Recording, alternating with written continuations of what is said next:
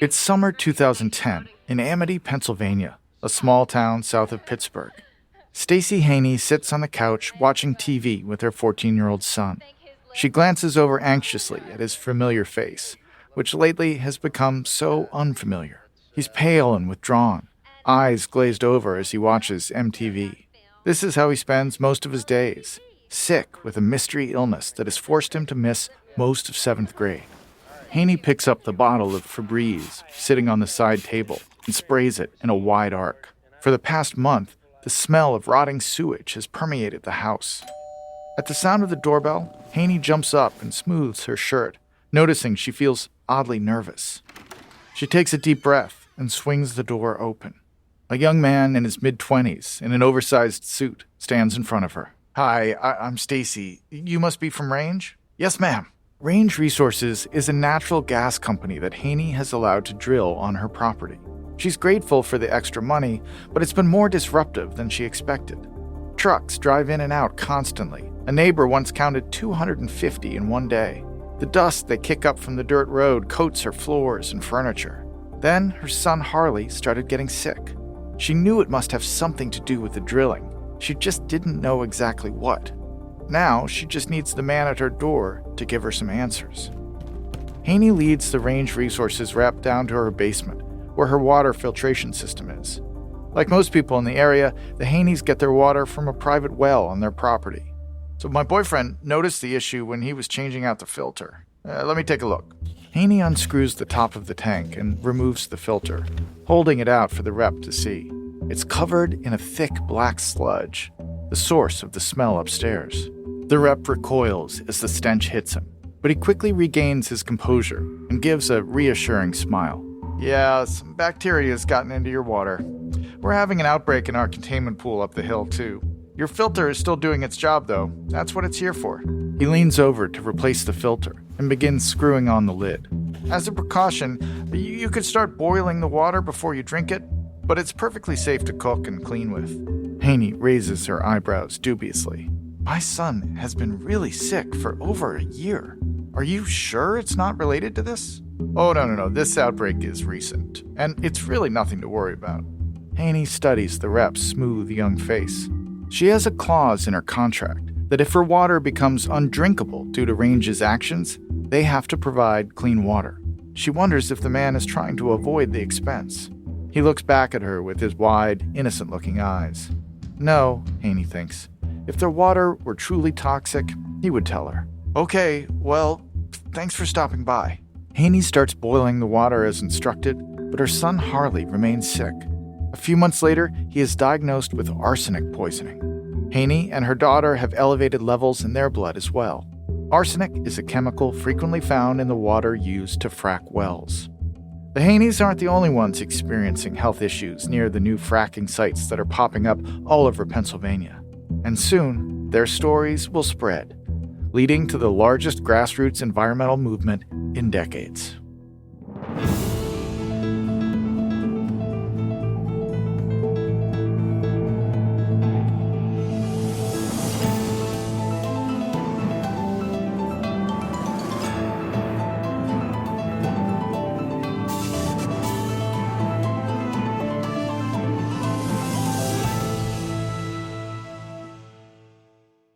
Adyen is the payments platform built to help your business grow. With Adyen, you can accept payments in-app, online, in-store, touch-free, and beyond. And Adyen technology adapts to any business, store, industry, or shopper journey.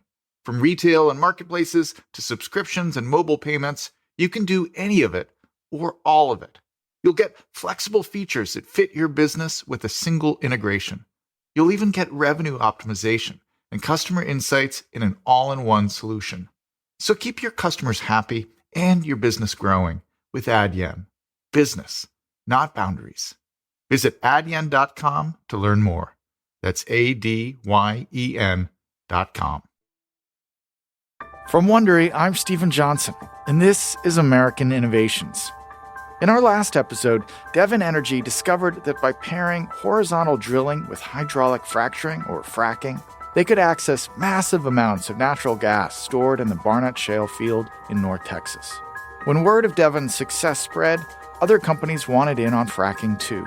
The most aggressive of those companies was Chesapeake Energy, led by Aubrey McClendon. After edging out his competitors, McClendon realized that to keep natural gas prices high, he needed to expand its market. He paired up with the Sierra Club to promote natural gas as a cleaner alternative to coal, and believed he'd won the public relations battle to convince people that fracking was safe. Then, in 2007, a pair of geologists made an astonishing discovery. The Marcellus Shale Field, which spans a vast swath of the northeastern United States, held 10 times as much natural gas as the Barnett Field in Texas. The revelation sparked a natural gas rush so massive that the environmental and public health consequences of fracking could no longer be ignored. This is the third and final episode in our series on fracking, Something in the Water.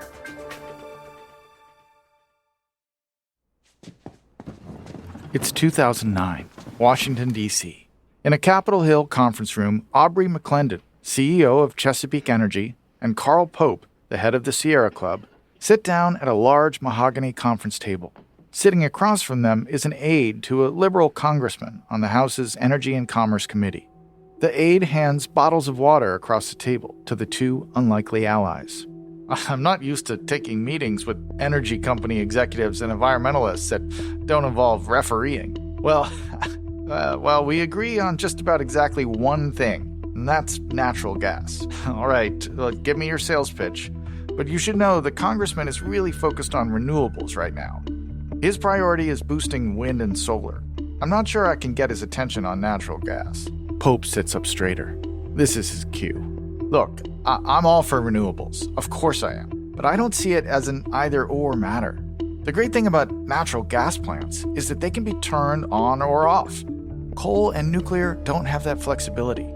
On the other side, renewables don't have the reliability of gas. The aide looks intrigued. Okay, so where does natural gas fit into all of this? So imagine this. You have a wind farm and a gas plant. When the wind's blowing hard, great, you turn that gas plant down. But when the wind dies down and you need a little more power, that gas plant is there, keeping Grandma and Grandpa's lights on. The aide nods. It's an interesting point. Renewables are the future, but they aren't a dependable source yet. Think of natural gas as a transition fuel, a way to bridge us from the fossil fuel era to the renewable one. I could see that. The aide turns to McClendon. So I guess we're supposed to believe you've been reincarnated as an environmental activist. Nope, you are not. I remain a businessman. I've just got a great product that people want because they understand it burns clean. It's superior. Isn't that what you'd call a win-win? As McClendon continues making his pitch, you can see that he's winning over the aide. He knew partnering up with the Sierra Club would be a smart move. Together, he and Pope have launched anti-coal campaigns in Texas and Oklahoma that have opened the door for more natural gas. Now, as they're making the rounds here in Washington, McClendon is sure they can win federal support for gas, too. As the meeting wraps up, the aide gets up and shakes both men's hands. Hey, thanks for coming in, gentlemen. I'll run this up the chain. Stay tuned. As the head of the Sierra Club, Carl Pope has gone all in on natural gas. He truly believes it can serve as a transition fuel, but he's also become increasingly reliant on McClendon's financial support. By 2009, McClendon has anonymously donated north of $20 million to the Sierra Club and pledged $30 million more. But while Pope is pushing natural gas, and by extension fracking, the leaders of local Sierra Club chapters in New York and Pennsylvania are starting to have serious concerns about its environmental impact. So when New York State takes its first steps towards opening up to large-scale fracking operations, they want to take a closer look. It's fall 2009, Otsego County in upstate New York. Roger Downs, a lobbyist for the Sierra Club's New York chapter, stands next to a Sierra Club volunteer in a remote section of forest. They're bundled up in puffy jackets to protect against the bitter cold. They're here to watch the first well ever to be fracked in New York State. Diesel fumes from the well pumps choke the air. Downs coughs, his eyes watering. The volunteer offers him a tissue. Oh, that exhaust is brutal. And this is just from one small well. Imagine what it would be like if they were running a full operation. The New York State legislature is debating a bill that would open the state up to more fracking. In the meantime, one company has been allowed to frack this single well. They're investigating whether there's gas in this section of the Marcellus Shale. If they do find gas, Downs knows it could open the floodgates to more fracking. He's received many calls from Sierra Club members across New York who've been approached by companies looking to lease the mineral rights on their properties. Downs turns away from the drill site and looks around at the forest. The noise of the pumps drowns out the sounds of birds and the rustling of the few red and yellow leaves still hanging on the trees. This test well already feels like it's disturbing the ecosystem. The volunteer looks equally concerned. How many acres is this company leased? 40,000. How many wells is that? A lot. The volunteer shakes her head. We can't let this happen. You've heard the horror stories out of Pennsylvania, the water contamination, health problems. That one woman's well exploded from a gas leak. They're going to destroy this whole area if we don't stop that law from being passed. Downs nods glumly. He agrees with the volunteer, but the Sierra Club has a one-club policy. The board of directors believes the club is at its strongest when it presents a unified front. Local chapters are banned from holding different positions from the national leadership. And with Executive Director Carl Pope hailing natural gas as an important step in fighting climate change, Downs can't publicly oppose New York's proposed law to allow fracking. But as he stands there in the woods, coughing from diesel smoke, he decides that he has to do something. A few weeks later, Downs is in Albany, New York, to testify at a hearing about the proposal to open the state up to fracking. In a large hearing room, the chair of the committee brings the meeting to order. First, we'll hear from Roger Downs of the Sierra Club. Mr. Downs. Thank you, Mr. Chairman. First and foremost, I do want to be clear that the Sierra Club does not oppose updating New York State's laws on energy drilling. Times have changed, and our laws need to be changed too. But we do want to make sure our laws are changed the correct way. We recommend that the law not be altered until an environmental impact study is completed to assess the effect of wide-scale fracking on our land and water. The chair raises his eyebrows. And you don't think any gas drilling should be done until that study is complete, correct? We will take this under consideration. Thank you for your time. Downs leans back, satisfied. He made his point, but he didn't violate the one-club policy. After the hearing is adjourned, Downs walks down the Capitol building's Great Western Staircase. The carved faces of George Washington, Susan B. Anthony, and Abraham Lincoln gaze down at him from the red sandstone walls. Coming up the stairs below him is a man in an Armani suit with an angry look on his face. Downs recognizes him. He's a lobbyist for Chesapeake Energy. The lobbyist blocks his path. What is it that you think you're doing? Those environmental impact studies take years. I'm not saying the state should ban fracking. We should just have more information. If the study proves that fracking is harmless, you'll get your wells.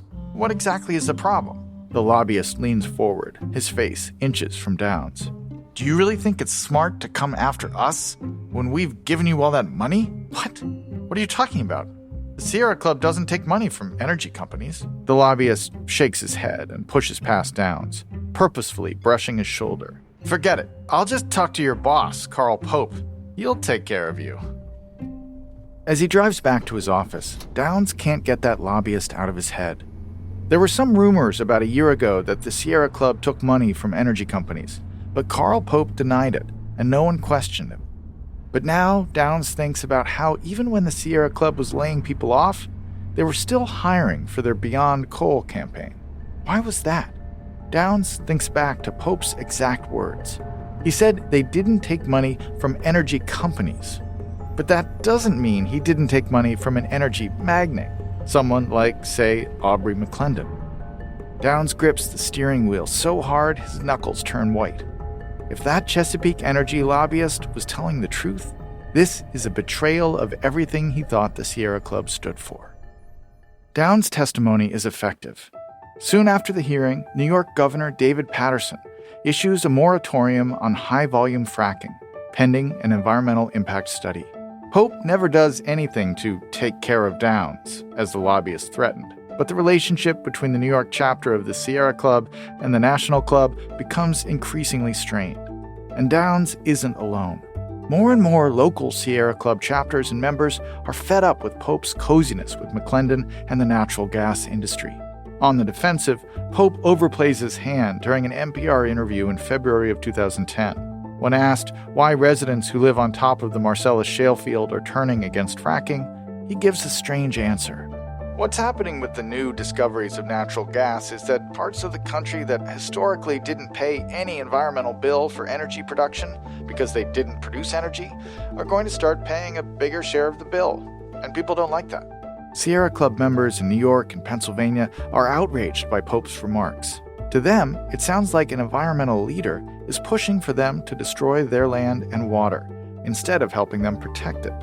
Members write letters, make phone calls, and withhold donations in protest. The backlash is so strong that Pope is forced to resign. The new executive director returns McClendon's donations and vows to reevaluate the Sierra Club's position on natural gas in the wake of the scandal. Aubrey McClendon has lost a powerful ally, but he's not concerned. It's 2010.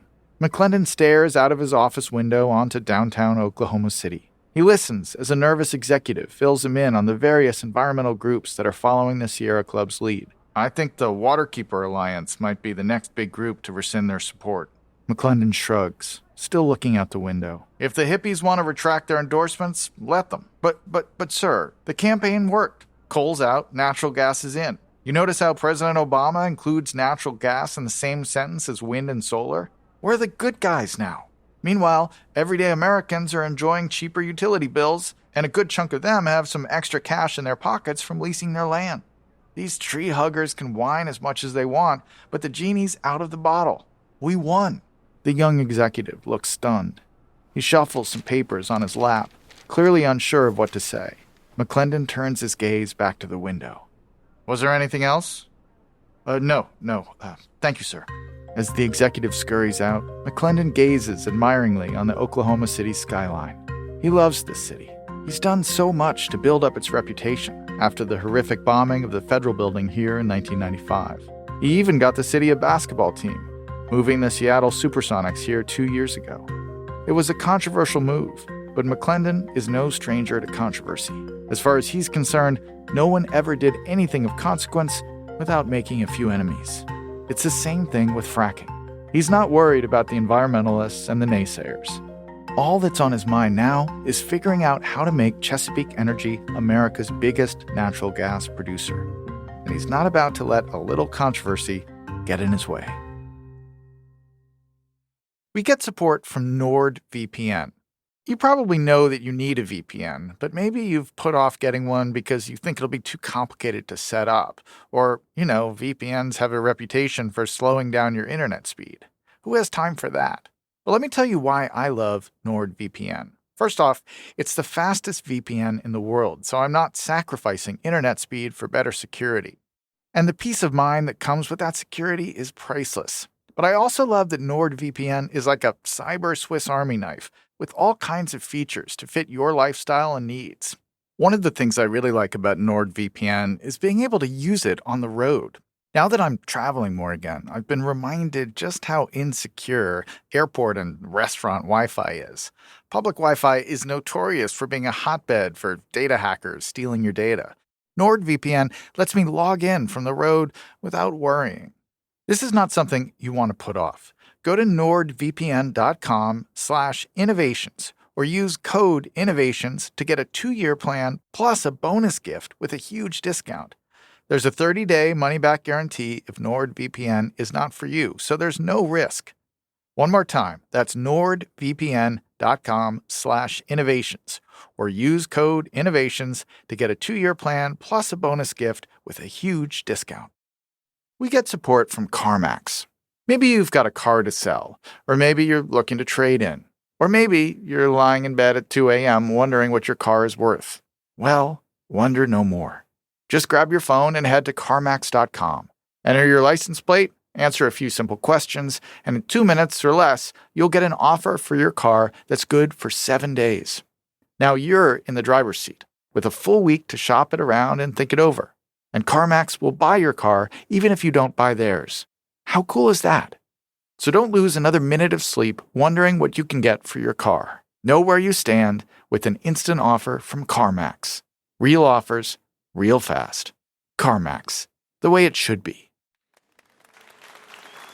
It's January 2010, Park City, Utah. It's the last night of the Sundance Film Festival, when the jury hands out its prizes for the year's best films. In the audience at the Eccles Theater, Josh Fox, a 37-year-old first-time director, nervously adjusts his Yankees cap and thick round glasses. He's one of the nominees. He watches as a member of the jury strides to the stage. All right, this next film is one of the most powerful and infuriating films I've ever seen. Please join me in congratulating the winner of the special jury prize for documentary, Gasland. Fox can hardly believe it when he hears the name of his film. Dazed, he makes his way to the stage as a clip from Gasland plays on a giant screen. 6 states have documented over 1,000 incidents of groundwater contamination. It bubbles and hisses when it comes out. I won't drink it. They can drill whether we like it or not. Fox shakes the presenter's hand and steps in front of the microphone. This isn't a movie I wanted to make. It's a movie I had to make. And the fight's not over. If you live in New York, please call your legislatures and urge them to ban fracking. What happened in Pennsylvania doesn't have to happen there. Thanks. Fox decided to make Gasland after he was offered $100,000 for drilling rights to his family's land in Pennsylvania. He's blown away by the response to it. It's nominated for an Oscar, picked up by HBO, and makes Fox an anti-fracking celebrity. In the film's most striking scene, a Colorado man holds a lighter up to his kitchen faucet and turns on the tap. The water explodes into a ball of fire because it's full of methane, caused, he believes, by nearby fracking. Thanks to Gasland and other negative media attention, fracking becomes a dirty word in households across America. But many in the energy industry are caught totally off guard by the backlash. It's September 2011. Aubrey McClendon is attending an oil and gas conference in Philadelphia. He and a handful of other executives watch out the window of the convention center lobby as a crowd gathers around the entrance, chanting and waving signs that say things like, "Ban fracking now," and "Hey, gas companies, frack you." From inside the convention center, McClendon shakes his head. These people just carry on. Fracking kills, fracking poisons. Most of the people out there couldn't even tell you what fracking is, or that we've been doing it for decades. If fracking's so bad, where's the mushroom cloud? Where are the three-legged dogs running around? One young executive from a rival company shifts on his feet. Just to play devil's advocate, there have been accidents. McClendon gives him a withering stare. By all means, play devil's advocate. The young executive nervously consults his notes. 5 months ago, a well exploded in Pennsylvania, one of yours, and spewed thousands of gallons of fracking fluid into fields and a creek. 7 families had to be evacuated. In 2009, the Pennsylvania Department of Environmental Protection shut down several wells in Dimock after 8,000 gallons of fracking fluid leaked into the wetlands. In 2008, Colorado reported 48 incidents of water contamination. In Texas, 6 counties with gas drilling reported a 25% asthma rate for children. That's over 3 times the... Okay. Who the hell's side are you on, kid? The young executive shrugs. Mistakes cost money. A number of companies have had to pay expensive settlements. McClendon is about to respond when another executive steps in. And if states start banning fracking, we don't make any money at all. This is becoming more than a nuisance. We need to go on the offensive. McClendon and the other executives look out the window at the protesters, pondering their next move. What do we want? Ban fracking. When do we want it? Now. A few months later, at another energy conference in Houston, a presenter stands at the front of a drab conference room, clicking through a PowerPoint presentation. Behind her is a slide with a no smoking symbol on it. A group of natural gas executives stare back at her. There are 2 ways to think about the challenges you're facing as an industry. The first is that it's a PR problem, similar to the problem tobacco companies face. Some people who smoke get cancer. Some wells fail. The fact of the matter is, if you smoke, you increase your odds of dying of cancer. And if you live on a shale field, you increase the odds that your water is going to be contaminated. It's just the truth. So you can try to convince people that fracking is harmless. You can make a mascot like Terry the Frackosaurus. Terry is an actual character in a coloring book that one company distributed around Pennsylvania in an attempt to convince children that fracking is cool. But that only goes so far. There are protesters screaming outside this hotel right this second. Terry the Frackosaurus isn't going to convince them. The presenter advances the slide. On the screen is a photo of an olive green book with a white band across it. The title reads, The U.S. Army Marine Corps Counterinsurgency Field Manual. So here's the other way to think about your problem. Now, you might think this sounds extreme, but this is what you need, a counterinsurgency. You can download this manual off the internet. I recommend you do that. You'll learn that it's not about convincing the diehards to change their minds, but you can neutralize them by teaching the people who aren't paying attention that fracking is too complicated for them to pick a side. They'll feel like they can't weigh in. They won't call their legislatures to demand a fracking ban because they just don't know if it's good or bad. That's your goal. One executive at the front of the room raises his hand.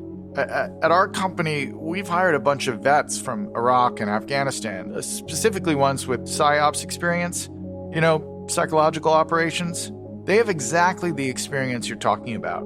They know about effective propaganda, working with local governments. It's paying off for us. The presenter nods. That's a great strategy. The other execs in the room eagerly take notes.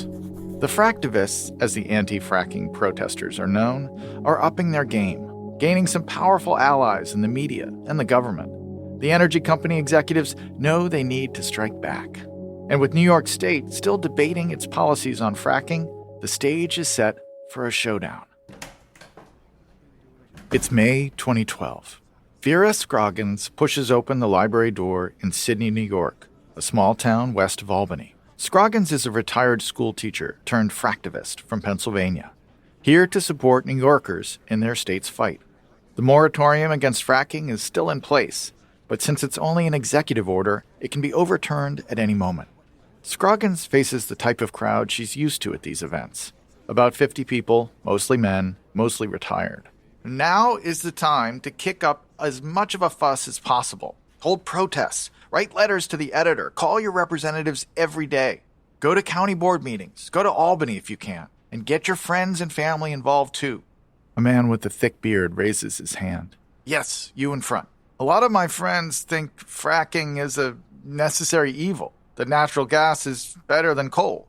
What do you suggest I say to them? Scroggins nods. Well, first of all, let's dispense with this myth that natural gas is some magical fuel that will solve our climate crisis. It does release less CO2 than coal, that's true. But do you know what else it releases? Methane. Methane is also a powerful greenhouse gas, and it warms the earth faster than carbon dioxide. As Scroggins speaks, her eye lands on someone else in the audience. He's younger than the rest, with long hair tied back in a ponytail, and looks really familiar, but she can't place him. She regains her focus. I bet you've also heard about how this is all temporary, how natural gas is just a bridge to get us to the point where renewables are ready to power the country. But fracking extracts so much natural gas that the market is glutted. Prices are down. Renewables can't compete. If they can't compete, they don't get developed. Fracking isn't serving as a bridge to renewables. It's making the chasm wider. When the meeting wraps up, the younger man who'd caught her eye earlier approaches Scroggins. Hey, thanks so much for that talk. My parents bought a place up here in the 70s, and it means a lot to me. I don't want to see it destroyed. Maybe we could keep in touch about how to fight this? Oh, absolutely. Let me get your information. What's your name? Sean Lennon? Scroggins' eyes widen. That's why he looks so familiar. He bears a striking resemblance to his famous parents, John Lennon and Yoko Ono. 3 months later, Lennon publishes an op-ed in the New York Times urging New York Governor Andrew Cuomo to permanently ban fracking in the state. He and Yoko start an organization called Artists Against Fracking. Over 100 musicians and actors join, including Paul McCartney, Lady Gaga, Anne Hathaway, and David Bowie. Their high profiles bring even more media attention to the anti-fracking cause. In response, Chesapeake and other companies put their counterinsurgency techniques into action. They hire armies of PR flacks and scientific experts to sow confusion about how fracking works and its environmental risks. They pour millions of dollars into ads and lobbying efforts. They fund white papers and studies that downplay fracking's risks. Chesapeake even helps finance its own documentary film, a supposedly more accurate response to Gasland called Truthland. In New York State, both sides are so effective that their efforts will pit neighbor against neighbor. The battle over fracking is about to get personal. We talk a lot here on American Innovations about how technology has evolved over time.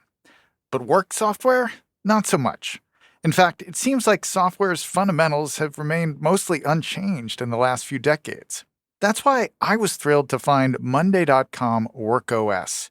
We use it to manage everything we're working on with our show because it's an all-in-one platform that adapts to how we want to work and not the other way around. From managing internal processes to planning and tracking long-term goals and collaborating across teams, Monday.com WorkOS feels like a futuristic way we all should work. No matter the size of your team, you can create a workflow from scratch or pick a template, get started right away, and adjust it however you want. Also, managers have full visibility into what their team is working on, no check-in necessary. So teams have autonomy over how they work, and managers get the assurance they need to focus on the big picture. I mean, it's such a challenge to get a team working together in a fluid way, particularly when most of us are still working remotely these days. In my experience, Monday.com does an amazing job of helping my organization stay in sync. I can share ideas, set goals, I can see how well we're meeting them with so much less friction. Monday.com is how effective teams meet their goals. If you manage a team, visit monday.com/podcast for your free 2-week trial. It's 2012 in Callicoon, New York, a small town in the Catskills. Dairy farmer William Garby knocks on his neighbor's door.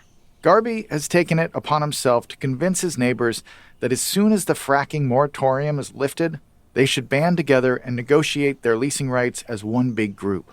Together, they'll be able to demand more money from the gas companies than they could individually. Garby's neighbor opens the door. Garby smiles, but the neighbor doesn't smile back. Hi, Bill. Hi.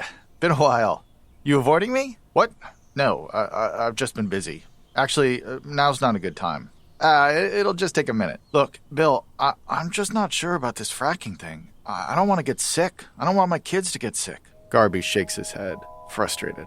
Who'd you hear that from? Ruffalo? The movie star Mark Ruffalo and his wife moved to Callicoon a few years ago to get away from the paparazzi in New York City, Garby guesses. But he's not happy to have a liberal celebrity as a neighbor. Ruffalo's a passionate anti-fracking advocate, and like Garby, has been talking to neighbors about the issue. Look, Ruffalo's out of touch. A millionaire like that can be against fracking all he wants. His kids are going to college no matter what. But this is my kid's only shot. I hear you. I'm sick of barely making ends meet. I'm not turning down a windfall because of a little risk. Come on, man, join me. If we stick together, we can give our kids the lives they deserve. This is Garby's hardest sell yet, but he can see that his neighbor's still not sure. He scuffs his foot against the doorframe and won't look Garby in the eye. I hear what you're saying, Bill. I do. But I don't know. I need to think about it. Yeah, all right. Well, thanks for your time. Garby stomps back to his truck, kicking up dirt as he walks. Hurt and betrayed that a neighbor he grew up with would choose the word of a movie star over his. The question remains moot, though. In 2013, Governor Cuomo decides to keep the ban in place until another impact report can be completed. It's a blow to frackers, but Aubrey McClendon is facing an even bigger setback, a scandal of his own making. In 2011, McClendon sold a chunk of acreage to rival company EIG Global Energy Partners. Later, it came out that McClendon received a personal loan for $500 million from EIG. That led Chesapeake shareholders to question whether the deal was in the company's best interests or just McClendon's. The scandal caused a media firestorm, and Chesapeake stock plummeted. Now, McClendon's being called on the carpet to answer for his actions. It's January 2013. McClendon sits outside the boardroom at Chesapeake's headquarters in Oklahoma City. He waits to be called in, resenting that the board of directors is summoning him like a guilty kid to the principal's office. McClendon has dealt with pushback from his board and investors several times over the past few years, but this time feels different. It's not just the EIG dust-up. Natural gas prices have been alarmingly low for some time, and new members have joined the board who are less sympathetic to him. McClendon sets his jaw. He turned Chesapeake into the second biggest natural gas producer in the world. He's not about to let some upstart board members push him around. The door opens and a board member steps out. "We're ready for you." McClendon stands up, buttons his suit jacket. It's showtime. He strides into the room with a confident smile on his face. But the faces looking back at him are grim. With a sinking feeling in his stomach, he takes a seat. The chairman licks his lips nervously. "Aubrey, I'll get right to it. After much discussion, the board has voted to terminate your contract as CEO of Chesapeake." McClendon feels blindsided. He didn't think it would come to this, but he tries to play it cool. "Come on, let's talk about this at least. I know you're worried about this EIG thing, but I'm telling you, that was all above board. Once the details come out, it's going to blow over. It's not just EIG. You've always played too fast and loose with the rules. We could live with that. The bigger problem is that your whole business model doesn't work anymore. You just want to buy. But the last thing we need is more wells. There's too much gas being produced in this country as is. Prices aren't going back up. You're not thinking of the long game. Prices always go back up. We just have to convince more companies to commit to using natural gas while prices are low. Expand our markets now, and believe me, the profits will come." But the chairman shakes his head. "Your long game is too long. I'm sorry, Aubrey. It's time for Chesapeake to go in a different direction." With the ouster of McClendon, fracking loses one of its most charismatic and outspoken advocates. And soon, the fracking industry suffers an even bigger setback. It's December 2014, Albany, New York. Governor Andrew Cuomo steps to the podium, allowing his eyes to adjust to the camera flashes. "Today, I signed an order banning hydraulic fracking in the state of New York. This was a decision guided by science, not emotion. The risks to our health are too great to gamble with.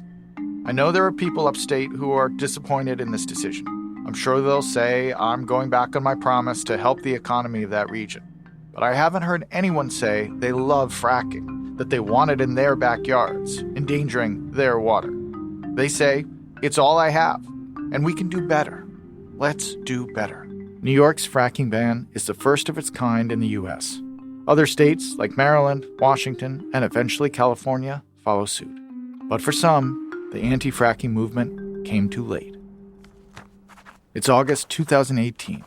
Stacey Haney sits in her lawyer's office in Canonsburg, Pennsylvania, signing a $3 million settlement agreement with Range Resources. Her lawyer pulls the thick agreement away from her and flips through the pages. "Okay, that's it. You've signed everything. Remember, you can't sue Range again, and you can't make any disparaging comments about them." Haney nods. Her lawyer puts down the agreement. "It's finally over. How do you feel?" Haney sighs. She doesn't know how she feels. 7 years ago, she and her children were found to have elevated levels of arsenic in their blood. Her son got so sick he missed over a year and a half of school. The family was forced to leave their home to avoid further exposure. She and her kids will be at risk for certain cancers and other health complications for the rest of their lives. Haney looks up, realizing her lawyer is still waiting for her to answer. "Finally over? I don't think it will ever be over." Fracking still continues. The United States is currently the largest natural gas producer in the world, with over 1.7 million active wells. And until the pandemic led to a massive slowdown in 2020, over 1,000 new wells were being fracked per month. And fracking isn't just extracting natural gas. In North Dakota, the combination of hydraulic fracturing and horizontal drilling spurred an oil boom that peaked in 2019. In the ensuing bust, many drilling companies declared bankruptcy and walked away, leaving behind dirty well sites and wastewater pits. In recent years, evidence of fracking's environmental impact has continued to mount. A 2019 study suggested that fracking may be responsible for recent spikes of methane pollution in the Earth's atmosphere, contributing to global warming. In Ohio and Pennsylvania, there have been numerous reports of failing injection wells, in which wastewater from fracking operations is pumped back underground. When these wells fail, briny wastewater bubbles back up to the surface, contaminating groundwater and killing wildlife. There's even growing evidence that fracking and fracking-related injection wells can cause earthquakes, though the industry disputes that claim. Today, the tide may finally be turning against fracking. In 2019, for the first time, renewable energy usage surpassed coal, though it still lagged significantly behind natural gas.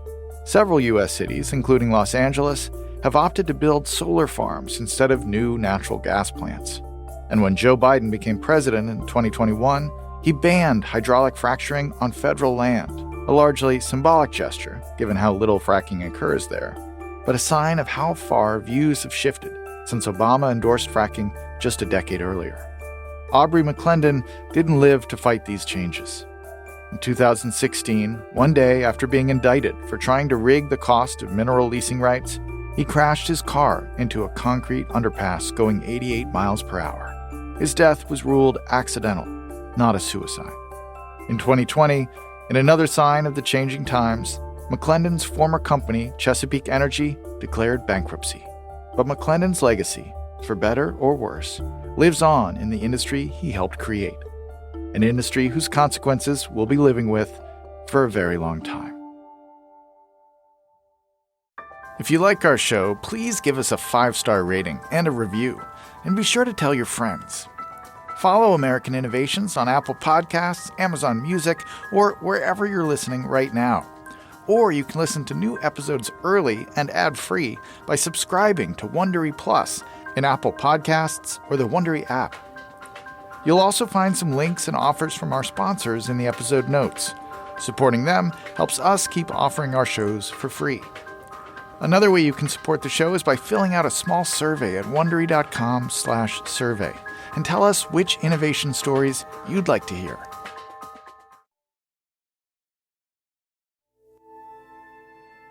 From Wondery, this is episode 3 of Fracking on American Innovations. A quick note about the recreations you've been hearing. In most cases, we can't know exactly what was said. Those scenes are dramatizations, but they're based on historical research. And if you'd like to learn more about the impact of fracking, check out Amity and Prosperity by Eliza Griswold.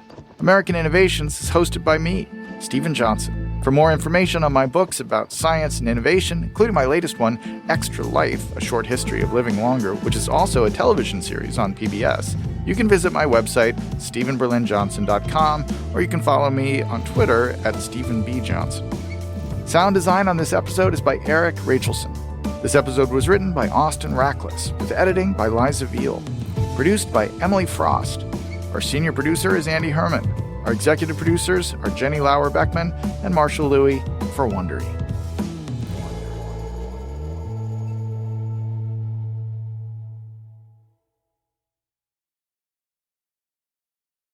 Picture this. You're Elizabeth Taylor, all dressed in white, walking down the aisle. You're also just 18 years old, but you're already one of the most famous movie stars in the world. You have a talent for becoming the characters you're playing, and today is no different. So this is a wedding scene in a movie? No, this is a real-life wedding, but every detail has been chosen by MGM. The dress, the flowers, the groom. Wait, what? Yeah. In the Hollywood studio system, arranged marriages are a fact of life. And today, Elizabeth will either have to say I do to her groom or say I don't to her career. Ooh, that's a tough choice. What does she do? Well, she pulls a move I didn't see coming. But to find out what happens next, you'll have to listen to the newest season of Even the Rich, The Life and Loves of Elizabeth Taylor. Follow on Apple Podcasts, Amazon Music, the Wondery app, or wherever you're listening right now. Join Wondery Plus and the Wondery app to listen ad-free.